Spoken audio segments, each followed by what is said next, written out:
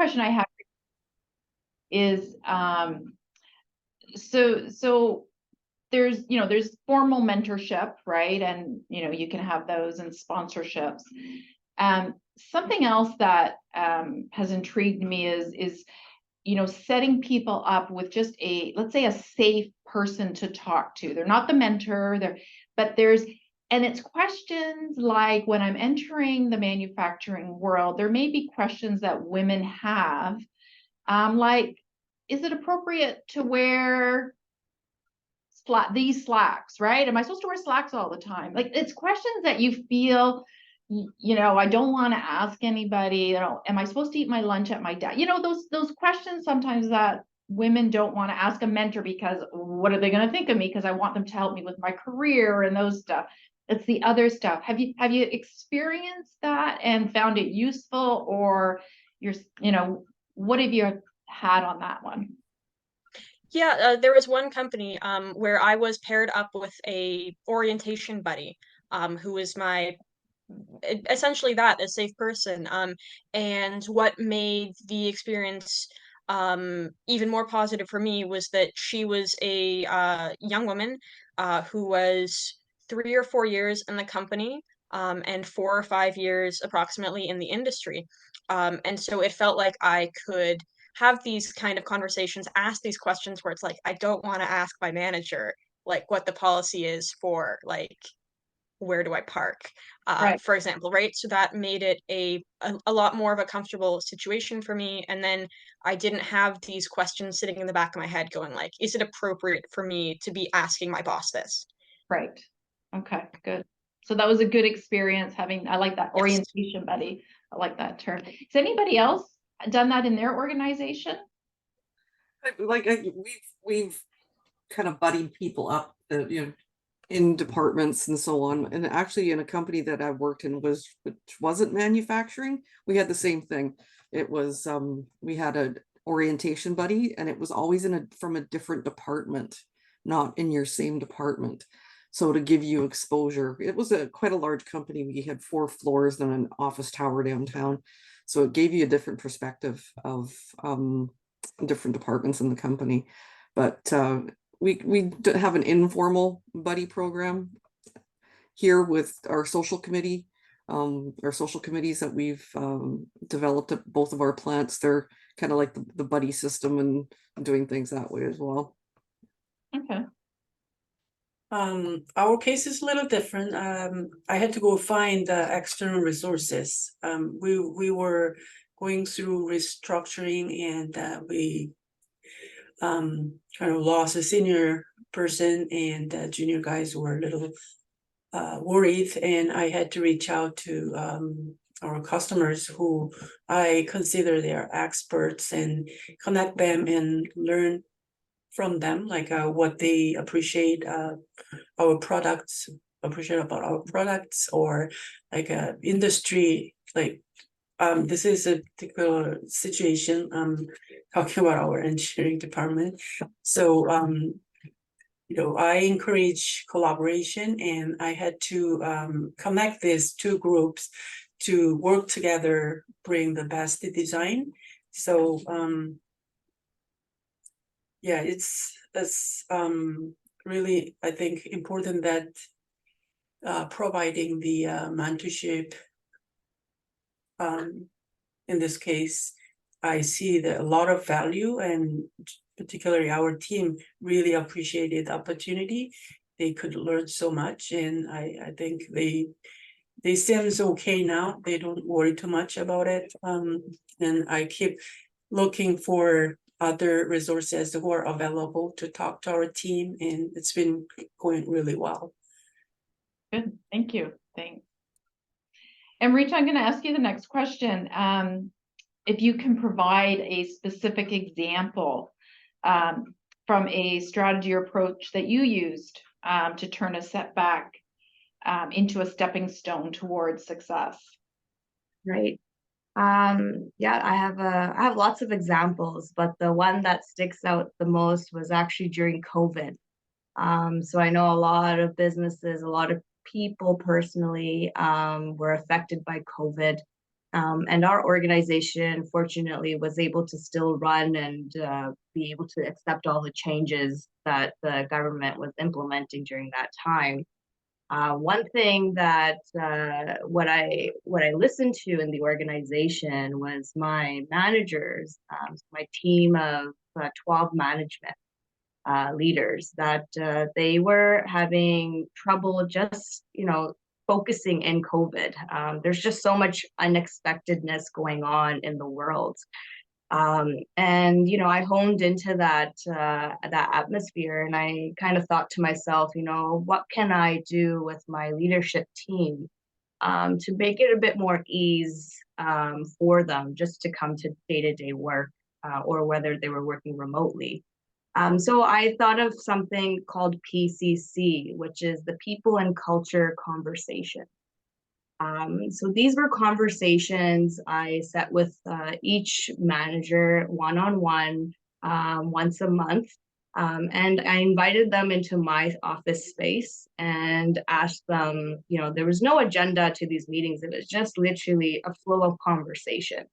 And we talked about lots of things, and I learned and they learned, whether it was personal life things that was affecting them or at work strategies. So that started in 2020, and my support was just for that COVID years. And when I was about to say, okay, I think we're okay with this, and they said, no, we want to continue with this. This brought a lot of focus for them, and really helped build the communication with their teams, so forth. So the conversation was not just stopping within the four walls of my office. It continued to go down a chain with all the other employees that followed. So that was one of the big turnarounds that we had in our organization, just to set a 1 hour session, a conversation, not even a meeting.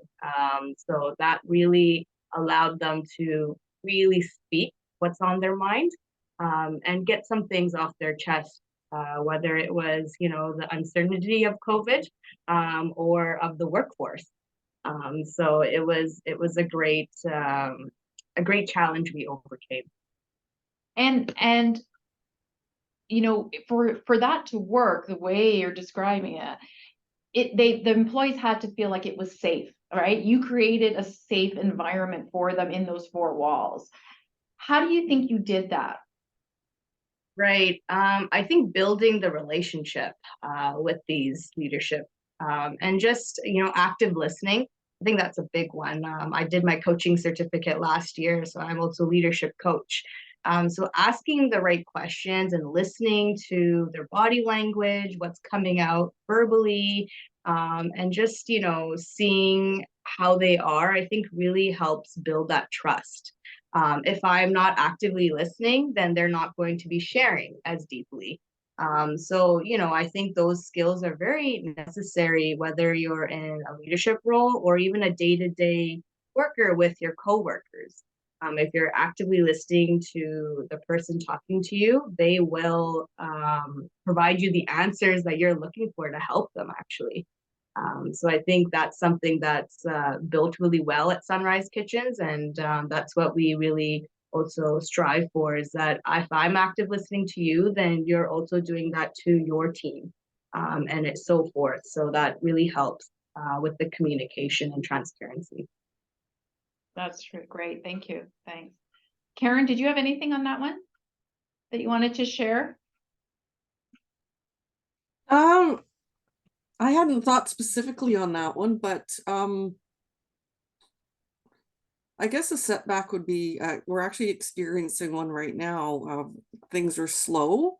So we've had to do some workforce reductions. So it is a setback. So what we're using this setback as an opportunity for looking at improvements, doing Kaizen events to see where we can have improvements where we can, to try and keep as many people employed as we can, hoping more orders are going to come in. But we use setbacks like this to help us improve our manufacturing processes, help teach others the lean manufacturing processes if they don't fully understand it. give time for more leadership training and other training, and those kinds of things. So setbacks happen, so you use those opportunities to learn and improve. Yeah, I think that's an important point, right? And you know, just back to the whole COVID, right? Is I mean, what a setback, and what did we learn? I mean, we came out of it. I mean, who would have thought we could be working from home as often as we did and still be as productive as we are? I realize not everybody can work from home. We do have to make things, but you know, we built the tools. We have things to give people that flexibility that we talked about, that sometimes we need to provide people, so that a parent can go and pick up a child early, late, and then perhaps work from home for the couple extra hours that they did need to leave, right? So, you know, I think COVID, that setback, forced us very quickly to become agile and do that. So, always great if we could turn it into a positive opportunity. So, maybe, Ellen, I'll ask you this next question. Mistakes are often viewed as opportunities for growth. Can you describe how a mistake contributed to your personal and professional development? So as my family company has always been involved in international, because so we have since the beginning we start to sell abroad our products. So since I enter in the family business, I get to deal with the international people. So an interesting mistake I made, it was, so I can speak about my Chinese experience when I live in China. So was to deal with Chinese people like I normally deal with Italian people. So what is important is, so I found problems at the beginning, because so I was speaking and I was, so my behavior was like to deal with Italian, but Chinese are different. So there is no right, not wrong, but so the culture is different. So I get to learn about Chinese culture. I get to learn about attitude, about so some general information to live with Chinese people. And after I found I could so understand better their need, and they could understand better me.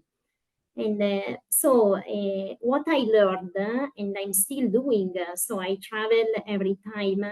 Before traveling to other countries, I try to learn about the country. I try to learn about the culture. I try to learn even some words. So in China, okay, I studied Chinese, but so for example, if I go to other countries, I don't know the language. So I try to learn at least a few words to communicate.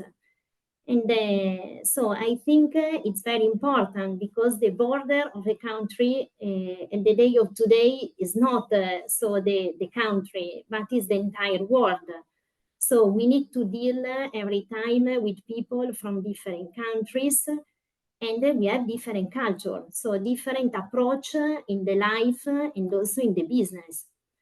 And so I think this it was, so I had, so I spent some moments not very easy, but so then, so I was happy when my colleagues, they say, but she's like us, she's like a Chinese.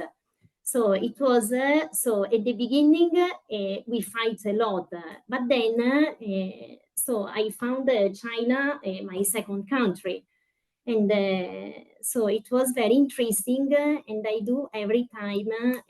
So now I travel a lot, but every time I study first about the country I visit and the culture I need to approach during my trip.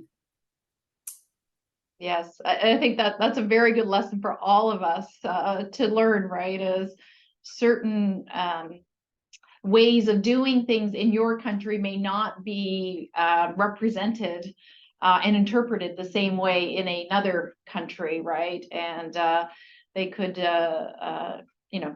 become angry or not respect that whatever that gesture is, right? So you have to definitely learn what is appropriate in each country. And I think to your point also is learning a few key words is always, people appreciate that when you try to speak their language, and they do And recognize. also, sometimes something that in European countries is to be polite with people. In other countries, maybe if you do the same, you are unpolite. Yes. So this is important to understand and how to deal and how to respect other countries and other people coming from a different culture. And, Yes. Yeah. Emily, did you want to jump in on this one? Yeah. So the year I became the president of the Engineering Undergraduate Society at UBC was the year immediately after all universities had that fully online year. So my team was facing this absurd challenge of trying to figure out what the restrictions were going to be, what we could do, what we couldn't do. And as an organization that takes fees from students every year, I became hyper goal focused. Um, and I didn't realize it at the time, but what I was doing was essentially telling my team, like, there are only so many things we can do. And so what I care about is that you do things you can do. Um, and I was checking in on, like, what events are we doing? Like, how much are things costing? Like, that kind of thing, which at the time it felt like the right thing to do, but realistically, I was sacrificing the kind of social aspect of the fact that we were all students on a team trying to do good things for other students. Um, and on one side, I can say, like, technically we were successful. We delivered events, we used students' money responsibly. But on the other side, if we're looking at it as like how the team dynamic go, were we all having fun together? Were we being joyful? Like, that wasn't a success. And that's something that I'm still conflicted about how that year went. But on the other hand, I was able to realize that about how I led that team and make sure that with other teams, whether volunteer or academic, that I wasn't falling down that same path, trusting people to do their own jobs and speak up if they need support, and allowing myself to let go a little bit of that kind of control. Good. I think those are great lessons. We should all learn those ones. I think we can all relate it to it. And I think to what Alina had said about that leisure time, it's important, right? It's important to have fun, have the interaction, right? So, we got to get the work done, accomplish the goal, but it also has to be fun and people have to enjoy it, right? So, very good insights on that. I'm going to ask Inja on the next question. In your view, what role does diversity, especially gender diversity, play in fostering innovation and problem solving within the manufacturing sector? I really have to just talk about my personal experience. I unfortunately I don't have any female women working in our production. So just from my experience, I think diversity, including this gender diversity, really plays a significant role. We have administrative staff and me, just two of us out of 12 employees working in this company. And I have seen, how the soft skills we bring to the company, both of us, enhance interpersonal relationship and improve teamwork. I believe diversity actually brings unique experiences, perspectives, and generates a wider range of ideas and solutions to tackle problems. Different approaches and ways of thinking enhance creativity and innovation within the team. This is actually a husband and wife team company, and my husband, who is president of the company, always recognize the different perspectives that I bring to our meetings with the clients. I tend to focus on people, and my question reflect my interpersonal strengths, which complement his technical strengths. So yeah, definitely there is big benefit this gender diversity brings to the company, I think. Thank you. Yeah, absolutely. I mean, we can look at any report, McKinsey report, anywhere, any consultant has done, right? And I mean, bottom line results, right, of companies that have addressed gender diversity, are doing something about it, definitely are performing better. So I don't know that we have to convince people that anymore. It's how do we get there, right? And how do we get there, let's say, more quickly than we are at the pace we're going. So all part of what we're working towards. Emily, did you have a comment on this? This is really, again, your experience from school, right? Yeah, I think it, just as Indra said, like a lot of it ties into whose voices are being heard at what stages.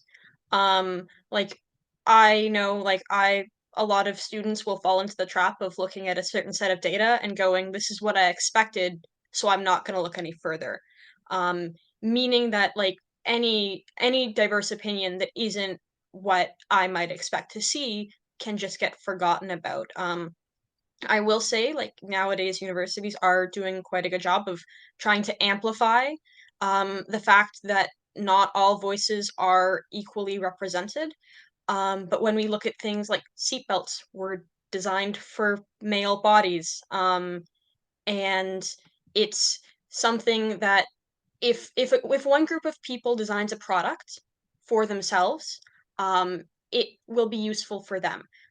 But it may not provide that same utility. It might be slightly less effective for other people. It might not work for other people. I can design something for myself and it works great for me. But on a global scale, if I'm the only one that it's designed for, then it's not going to be a successful product.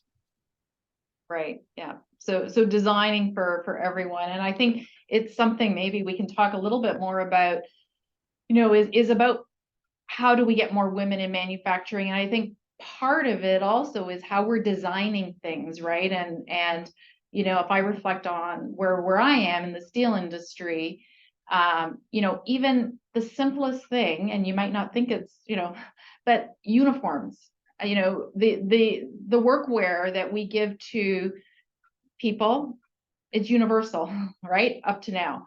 And so that's a problem, right? Because it doesn't fit females properly, right? And until you actually put it on yourself, you're going, this isn't right. So I think those are some of the things we have to look at, right? Is the workwear, the gloves, right? Making sure we have the right size gloves, because women's hands aren't always the same size as men's, right? And so I don't know if anybody has any other examples of that where you've done something that you've realized, or how have you rebranded yourself to say, I am more attractive to women, at least considering a job with my organization in manufacturing. Kind of open forum here. So if anybody has. We're actually looking into, again, workwear coveralls. You're right, they're one size fits all for coveralls, and everything from even earplugs. The earplugs, you got to make sure you have the right size of earplugs for everybody, because not one size fits all for earplugs with people with tinier ear canals. Even the squishy ones, if you don't have the right size, they won't necessarily work. But yeah, definitely looking into the workwear is a big one. I do know for workwear, at least if for the safety shoes, they've got women's shoes and men's in that perspective, but not all workwear has any women options. So that's one thing we're actually looking into, is trying to find coveralls for women versus them just having smaller sizes of men's. Right. Yeah. And Marita, anything on this one? We're pretty flexible in terms of if someone needs something to address, safety or to make their work better, We do have channels of communication that we've identified. How do you bring this problem to someone that can actually do something about it, or give feedback to say, you know, we're working on it, or this is something that we'll look into the future. So there have been some cases where we have, you know, with being more diverse in terms of bringing in different types of safety glasses, if you know someone's getting a headache, or you know, the earplugs, things like that. So we're open to change. And it's just identifying that communication. Okay to communicate that. I think that's important. Good, yeah. At least they have an avenue, right? They know where they can bring this feedback to. That's great. And what about the thought around networking? So you know, this is a kind of a common thing, right? Is females tend to not be able to network as easily, or feel not as comfortable networking as men do, right? And so they're saying that this could be a reason why they're not interacting, not getting out, not building their network as large as male people are doing it. So any comments on that? Have you experienced something that's worked well for your organization to promote networking for your females externally, that's helping?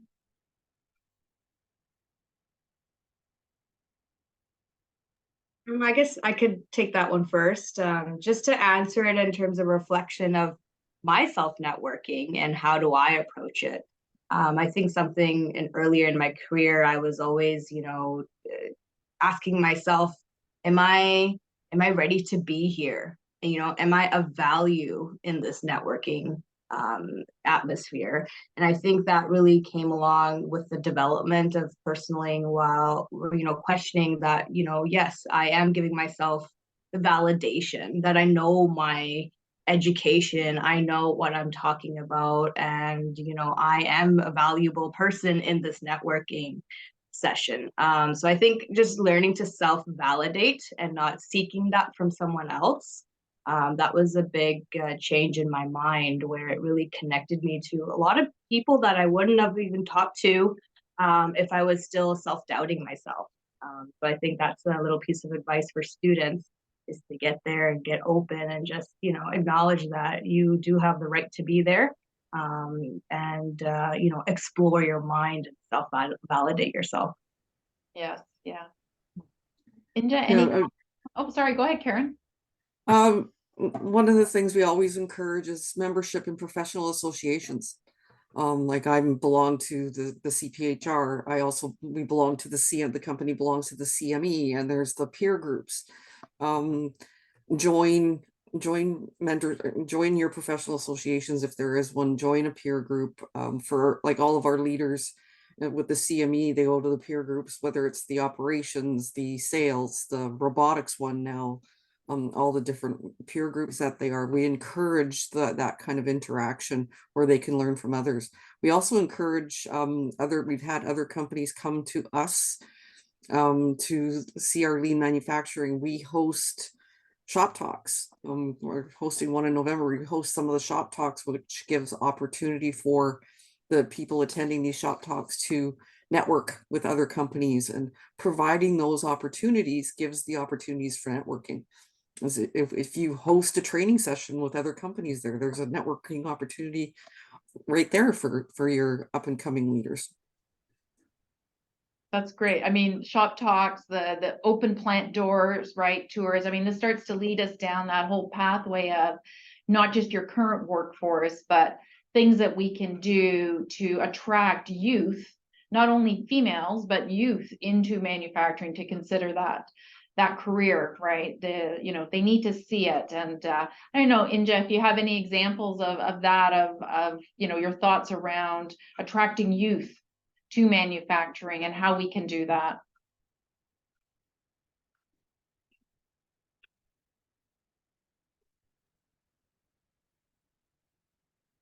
I just want to simply say, believe in yourself. You know, we're not different than men. We can do what they can do, really. I mean, I'm in like wherever I go, I'm one of a few women because I'm in a male dominated industry, but I don't see myself different. I just I'm part of this group and I just push my limits and just yeah, be you really.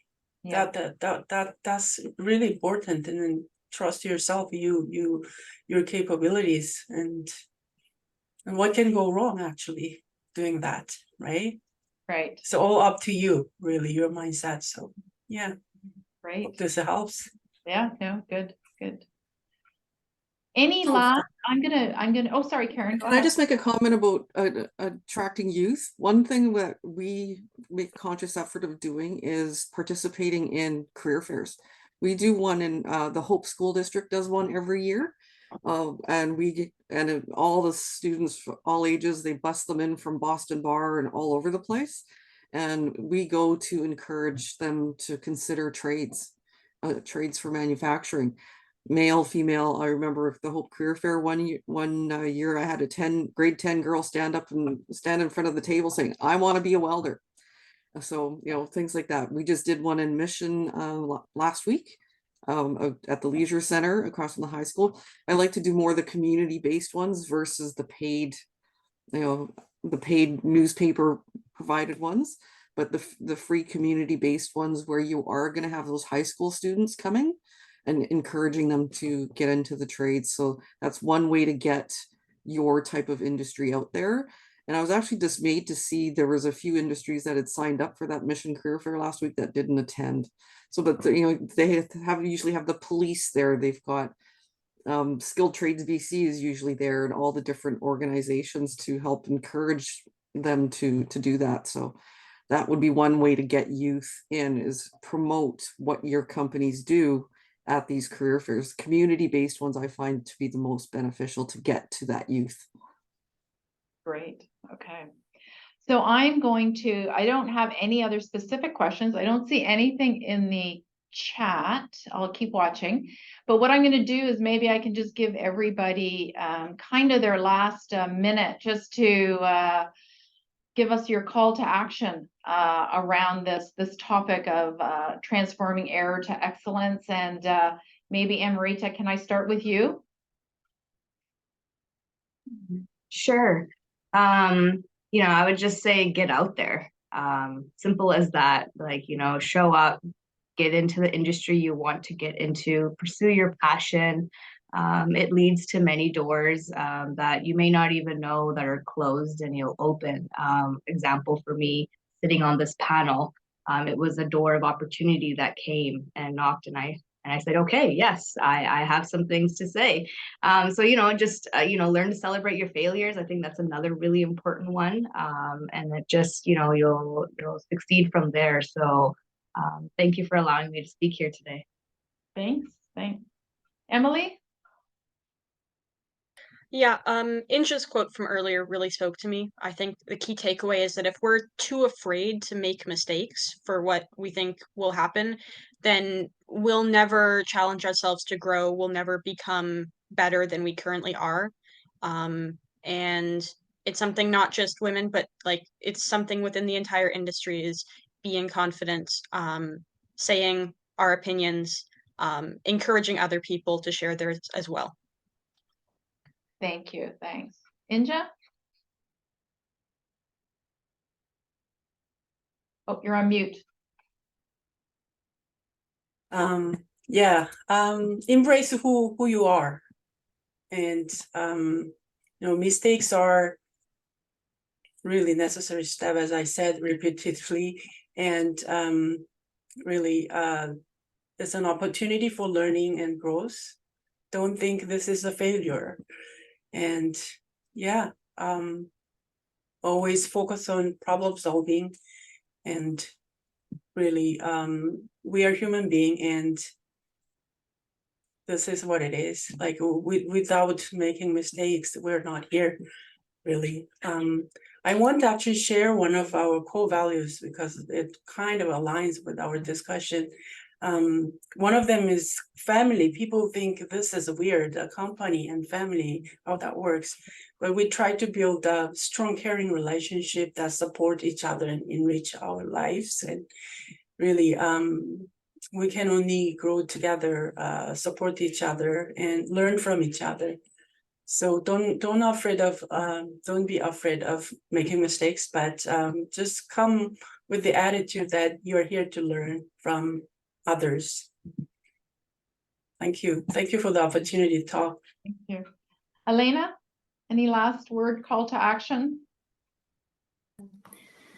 So I think so never give up. Look at your objective. Don't care about what people think. If you are making a mistake, it means you are learning and you are growing.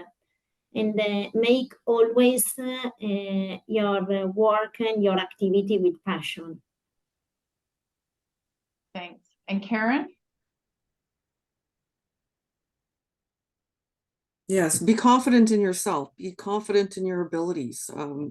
You know what you know, and don't be afraid to make a mistake, because I can't remember who said it, but learning from a mistake is a lesson. So it's a lesson. Learn from the lessons in your personal life, your work life. Take those lessons and share those lessons with others, so they don't make the same mistakes you have. But confidence, use your voice. Make sure your voice is heard. Like I said, if your voice isn't heard, you're not going to be heard, and you're not going to be happy. But I thank you for the opportunity to speak on the panel, but it took me a lot of years to be able to do this kind of thing. So I feel for Amrita's a team lead that couldn't get up in front of people. I remember back in my days when I was working at a payroll company, I had to get in front of a room of 300 people and speak. I was quaking at the knees, but I can do that now very easily, with relative ease. So it's you learn as you go, and build your abilities and your confidences, and just take those with you. And there's nothing can stop you if you've got your confidence. Perfect. And we do have a question come through, so I'm just going to open it up to whoever wants to answer. Karina is asking, how do you deal with the guilt of being a successful woman and a family mother and a person? Who wants to take this one? Amrita? Sure, I can start this off. I think that's a great question, by the way. I think we a lot of doubt ourselves. Are we, giving enough time to this group of people or that group of people, or your family, your friends? And I think that what comes to my mind is that, I think you need to know your values, your personal values. What's your identity and what's your personal values? And if you're able to identify the values that you live by, it will lessen the guiltiness of how you perceive yourself and how you see perception and whatnot. So I think it's really honing into who you are and knowing that you're doing the best you can through your values to give everybody else, the attention that they need. So that's where I would answer that question. Any other comments on that one? Inja? I mean, I definitely felt guilty. I have 2 children, and less and less. I don't seems to have time to spend time with them anymore. But what I hear is really I'm modeling hardworking mom. So they are learning from us, really. Like, it's not that you study hard. Like, this nagging doesn't really help, really. You just show them you're working hard, and this is the way to success. So don't feel guilty at all. Like, I've been there, so I understand, but just do what you're doing, and once in a while give them a hug, and every day say I love you. That will do, I think. Great. Any other comments on that one? No. Okay.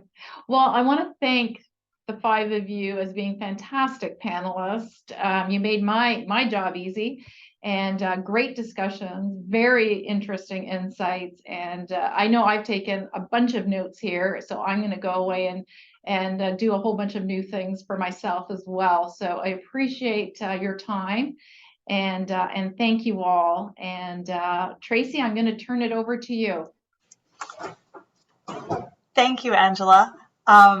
I just want to say, wow, what a fantastic session. I have pages of notes as well. What I appreciated most was from each of our panelists was their organizations are building a safe culture of growth and learning.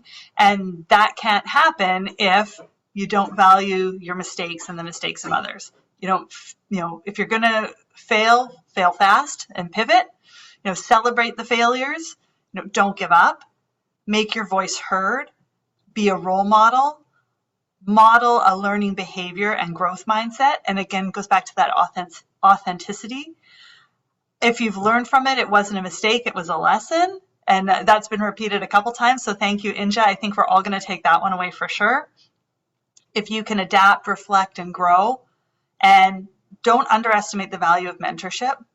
I just want to say, before I hand it off to our closing remarks, thank you again for your candid responses and vulnerability in sharing that. I think that's where, again, all this growth comes from. And I think all of us are taking something away, and we're going to grow from you sharing that. So thank you very, very much. A side note for Emily Reed, I just want you to know there are companies listening today, and they're keen to probably follow up with you, and maybe there's some future opportunities, you never know, but your poise and professionalism was very impressive. So as was all of yours on the call today. Thank you again. For those of you that weren't aware, we were posting some social media throughout today's session. So check out LinkedIn, you're all on there. And for those of you that are listening in, let's build this network. We were just talking about the importance of that, male, female, the manufacturing industry as a whole. Reach out. I really hope that I get a couple LinkedIn invites, and I've sent a few during today's session. And let's really build a network that we can use going forward to help and support one another. I'm also happy to say that we're a little ahead of time. So we always try to do this to give a little bit back so that people come back next year. And we had 63 participants today. And thank you again to each of those participants for taking the time to join us. So now I'm thrilled to announce that our closing remarks for this amazing discussion on Heirs to Excellence will be delivered by two remarkable individuals who embody professionalism and excellence from Stem Cell Technologies. Join me welcoming McKinley Tarvis and Emily Janot, and I'm sorry, Emily Gano, both accomplished leaders and mentors respectively. So get ready for an inspiring conclusion to today's events. Over to you, McKinley. Thanks, Tracy. Hi, everyone. Thank you so much for joining us today. I'm McKinley Tarvis, Director of Manufacturing Operations from Stem Cell Technologies. I've had the privilege of working with our manufacturing teams at Stem Cell for over 15 years. Stem Cell is a company of scientists helping scientists. We're a Canadian biotech company that develops, manufactures, and sells scientific reagents, instruments, and consumables all over the world. We have multiple locations around the world, but our main manufacturing facility is located right here in Vancouver. Hey everyone, I'm Emily Gino, Lab Manager for Manufacturing at Stem Cell Technologies. I've been at Stem Cell for just about a year now, and previous to Stem Cell, I was involved in the cannabis industry, so this has been a big change.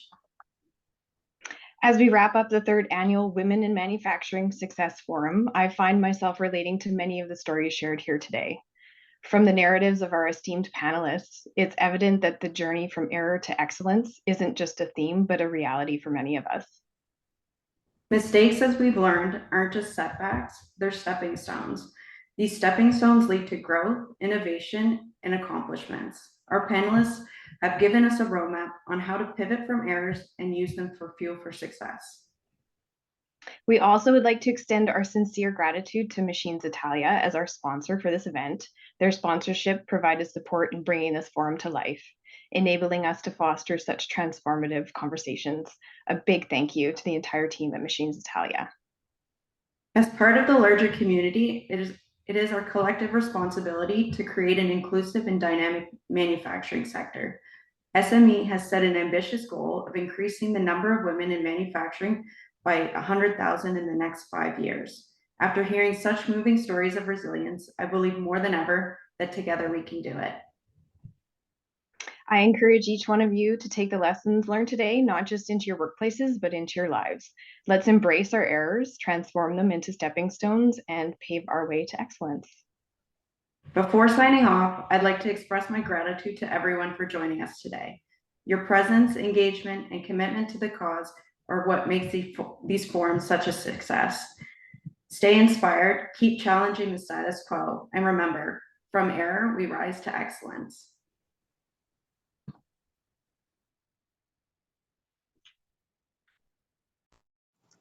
Thank you, everyone. Have a great day.